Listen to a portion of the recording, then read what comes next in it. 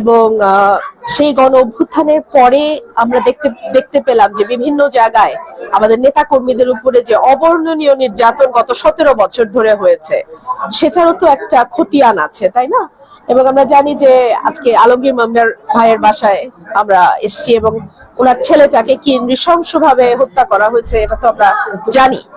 তো এই এই রাজনীতিটা আসলে বন্ধ হওয়া দরকার। এই রক্তের রাজনীতি, খুনের রাজনীতি, গুমের রাজনীতি, তুলে নিয়ে যে হেফাজতে নির্যাতনের রাজনীতি, এই রাজনীতিটার অবসান আমরা চাই। আমরা একটা সুস্থ ধারার রাজনীতি চাই, যেখানে সকল মতের মানুষ, সে বিরোধী দলে থাকুক কিংবা সরকারি দলে থাকুক, নিরাপদ যেন থাকে। একটা নিরাপদ বাংলাদেশ আমরা চাই। আমরা হয়তো পারতাম 5 তারিখে আমাদের সন্তানদের রক্তের মধ্য দিয়ে, ওই আবু সাইদের রক্তের মধ্য দিয়ে এ দেশ যে দ্বিতীয়বার স্বাধীন হয়েছে, সেই স্বাধীনতার সুফল নিতে সারা বাংলাদেশে র্যালি করতে এবং আনন্দ উৎসব করতে, কিন্তু আমরা করি নাই। কারণ ভারত কর্তৃক সৃষ্ট বন্যার কারণে আমাদের কয়েকটি জেলা প্লাবিত হয়েছে। জিয়ানগরবাসী বিভিন্ন সময়ে আপনারা নির্যাতিত হয়েছে। আজকেও শুনলাম নাকি বোমাবাজরা এদেশে রয়ে গেছে, থাকবেই তো। স্বৈরাচারী শেখ হাসিনা, খুনি, লুটেরা এবং এ দেশ ধ্বংসকারী, তিনি তো মাত্র একটা হেলিকপ্টারে গিয়েছে। প্রতাত্তারা ঘুরে বেড়াচ্ছে না, প্রতাত্তারা ঘুরে বেড়াচ্ছে। আমরাও বলতে চাই, যে সকল সাধারণ মানুষ ভয়তে বিভিন্নভাবে নিগৃহীত, নির্যাতিত হয়েছে, তাদের ব্যাপারে আমাদের কোনো কথা নাই। আমাদের কথা সেই সমস্ত সন্ত্রাসীদের, যারা আমার নেতাকে গুলি করে হত্যা করেছে। মারা গেল শুকুরের রক্তের সাথে বেইমানি করা যাবে না, ঠিক কিনা? লড়াই হবে ময়দানে। এদেশে শহীদ জিয়ার 19 দফা বাস্তবায়নের মধ্য দিয়ে স্বনির্ভর বাংলাদেশ গড়ে তুলব। প্রতিষ্ঠা বার্ষিকী এ হোক অঙ্গীকার। আল্লাহ হাফেজ। শহীদ জিয়া অমর হোক। খালেদা জিয়া জিন্দাবাদ। তারেক রহমান জিন্দাবাদ। এরা কারা আপনারা জানেন? এরা আপনার অধিকার বঞ্চিত করেছে। এরা বাংলাদেশের হাজার হাজার কোটি টাকা পাচার করার জন্য শেখ হাসিনা তার সহযোগীদেরকে সহযোগিতা করেছে। এরা তারা যারা বাংলাদেশের সংবিধান নষ্ট করেছে। এরা তারা তাদের পক্ষে রায় হয় না বিদায় এই হাইকোর্টের সামনে ময়লা ফেলেছে। এরা তারা যাদের পক্ষে রায় আসে নাই, তারা এজলাসে লাঠি মেরেছে। এরা তারা যারা আমার ইলিয়াস আলীকে গুম করেছে। এরা তারা যারা বাংলাদেশে সবচেয়ে প্রিয় নেত্রী বেগম খালেদা জিয়াকে একটা মিথ্যা মামলায় কারাগারে পাঠিয়েছে। এরা তারা 21 গ্রেনেড হামলা পরিকল্পিত তৈরি করে বাংলাদেশের অসাংবাদিকতা। ইনশাআল্লাহ এক মাথায় বলে, যিনি আগামীতে বাংলাদেশের প্রধানমন্ত্রী হবেন ইনশাআল্লাহ, সেই তারেক রহমানকে তারা সাজা দিয়েছে। এরা তারা, তাই নাহলে এরা এই সরকারের বিরুদ্ধে ষড়যন্ত্র শুরু করবে।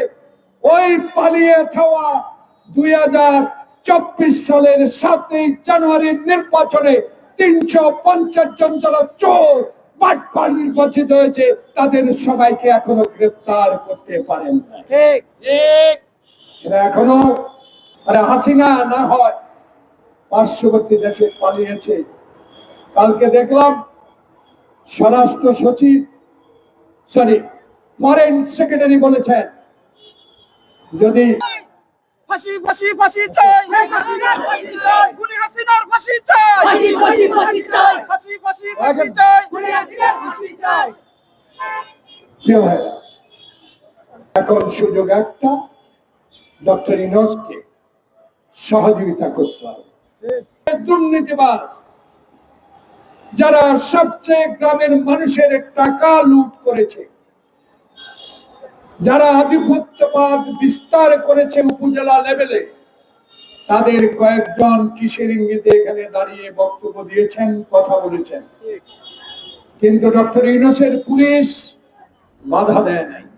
এইটাই তো আমরা চেয়েছি ডক্টর ইউনূসের কাছে। প্রিয় ভাইরা, এখানে দাঁড়াতে পারি নাই, এখানে কথা বলার সুযোগ দেওয়া হয় নাই। হুন্ডা করে এসে যুবলীগ ছাত্রলীগ আমাদেরকে যদি শেখ হাসিনা শেখ মুজিবের বিরুদ্ধে কথা বলতাম, লাঠি পিটা করে উঠিয়ে দিত। প্রিয় সাংবাদিক বন্ধুগণ, আপনারাও সংবাদ সংগ্রহ করতে পারতেন না।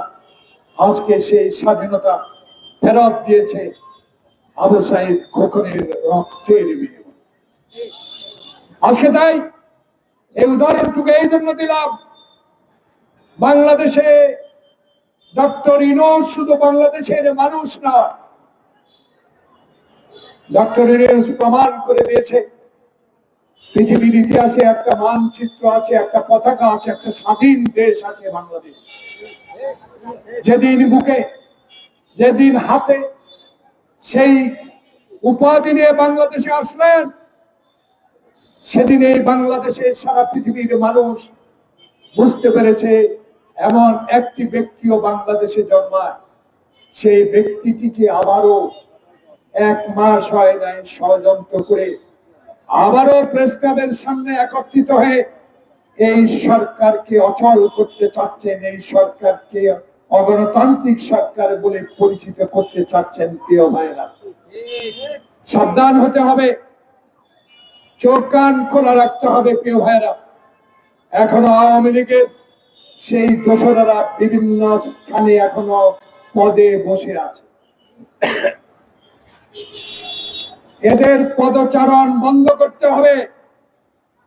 আমি জানতে পেরেছি প্রতিদিন ইউটিউব, আমার ভাই বোনেরা যারা আপনাদের এই ইউটিউব দেখার আমার প্রত্যেক সময় হয়, আমি দেখতে পাচ্ছি বাংলাদেশে যারা এই বিডিআর মিউটিনিটি নামে আমার 58 জন সেনা কর্মকর্তাকে পরিকল্পিত ভাবে হত্যা করেছে, সেই রহস্যময় ঘটনাগুলো এখন আপনাদের মাধ্যমে জানতে পেরেছি। আপনাদের সৎ সাহস আছে, আপনারা দেশের গর্ব। বাংলাদেশে প্রতিটা আওয়ামী লীগের কাছে সবচেয়ে লেটেস্ট অস্ত্র আছে, এদেরকে ধরে আনতে হবে।